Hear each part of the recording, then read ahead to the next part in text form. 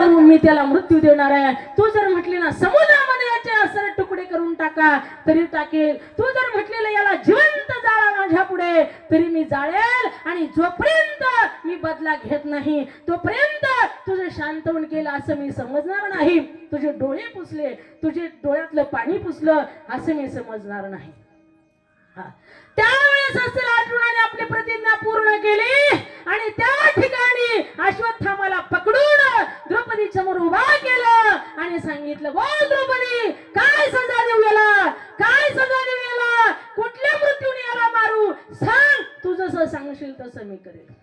त्यावेळेस द्रौपदी म्हणते, सोडा मुच्छता मुच्छता मेषा ब्राह्मणा नितरा गुरु.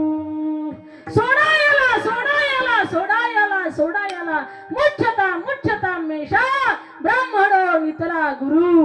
अरे तुमच्या गुरुचा पुत्र आहे, अरे गुरु गेला तुमचा, हा गुरुस्थानी आहे, अरे गुरुबंधू आहे तुमचा, अरे ब्राह्मण आहे हा, याला सोडा हो, याला सोडा. याची गौतमी माता याच्याकडे बघून जगत आहे.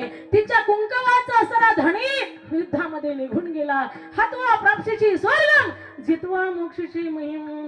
हा युद्धामध्ये जर आपण मेलो तर त्या ठिकाणी स्वर्गाची प्राप्ती होत असते माईबाप. आणि जिंकलो तर पृथ्वीचं राज्य आपल्याला भेटत असतं. अशा पद्धतीने ही आईची माया असते. म्हणून ठीक आहे, म्हणून या ठिकाणी महाराज सांगतात, खरोखर आमच्या अशा स्त्रिया वीर शूर स्त्रिया होऊन गेलेल्या आहेत. तुम्ही सुद्धा त्यांचा आदर्श घ्या आणि त्यांची कथा